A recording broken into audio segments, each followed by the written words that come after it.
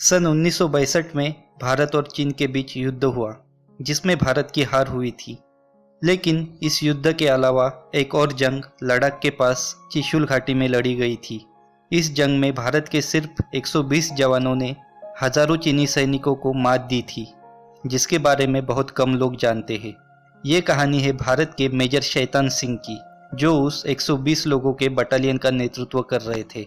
Major Shaitan Singh का जन्म 1 दिसंबर 1924 को राजस्थान के जोधपुर शहर में हुआ।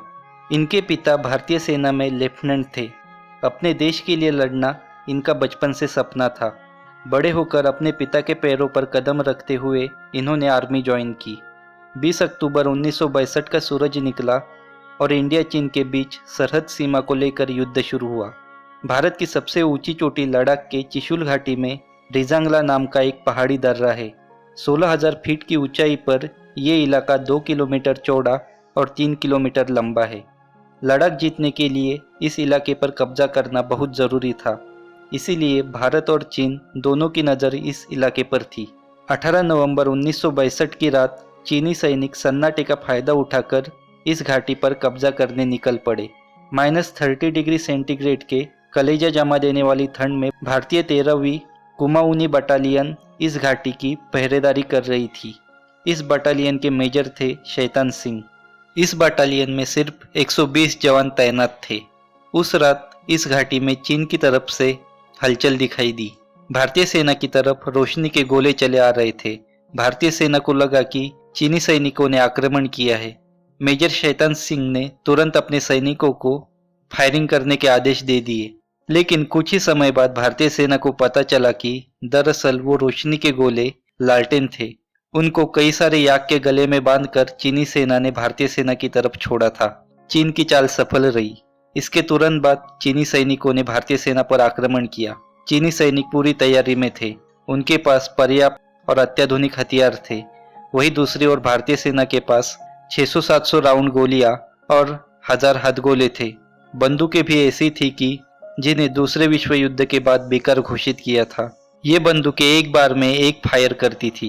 भारतीय सैनिकों की गोलियां खत्म करने के लिए चीन ने लालटेन बंधे हुए याक भारतीय सेना पर छोड़े थे। शैतान सिंह ने वायरलेस पर अपने वरिष्ठ अधिकारियों से मदद मांगी, लेकिन वरिष्ठ अधिकारियों ने उन्हें चौकी छोड़कर वापस लौटने के आदेश दे दिए, क्योंकि हजारों सैनिकों के आगे सिर्फ 120 भारतीय सैनिक खड़े थे। लेकिन मेजर पीछे हटने के लिए तैयार नहीं थे। उन्होंने अपने 120 साथियों के साथ एक छोटी सी मीटिंग ली और परिस्थिति उनके सामने रखी, और ये भी कहा कि अगर कोई पीछे हटना चाहता है तो हट सकता है, क्योंकि हजारों चीनी सैनिकों के खिलाफ लड़ना मतलब मौत को निमंत्रण देने जैसा था।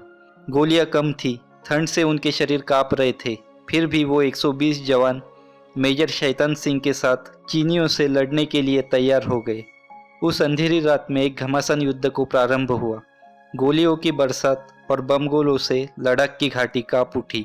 भारतीय सैनिकों ने पराक्रम की पराकाष्ठा की और लद्दाख की घाटी में शहीद हो गए। 3 महीने ऐसे ही गुजर गए। जब 3 महीने बाद बर्फ पिघली तो सेना का सर्च ऑपरेशन शुरू हुआ। जहां पर वो 120 सैनिक चीनियों से लड़े, वहां खोजने पर मेजर और उनके 114 जवानों के शव मिले। मेजर के दोनों हाथ घायल थे और उनका पैर मशीन गन को रस्सी से बंधा हुआ था। सारे जवानों के शरीर बर्फ बन चुके थे। मेजर ने हाथ घायल होने पर अपने पैरों को रस्सी बांधकर मशीन गन चलाई और न जाने कितनी देर तक वो शत्रु के साथ लड़ रहे थे। इस युद्ध के आंकड़े चौंकाने वाले थे। शैतान सिंह के 120 सैनिकों ने लगभग 1500 सैनिकों को मौत के घाट उतारा था। यह एकमात्र ऐसी जगह थी जहां पर भारतीय सेना ने चीनी सैनिकों को घुसने नहीं दिया था। मेजर शैतान सिंह को मरणोपरांत भारत सरकार ने सर्वोच्च वीरता पुरस्कार परमवीर चक्र बहाल किया। बाद में शैतान सिंह के होम टाउन जोधपुर में उनका राजकीय सम्मान के साथ अंतिम संस्कार किया गया।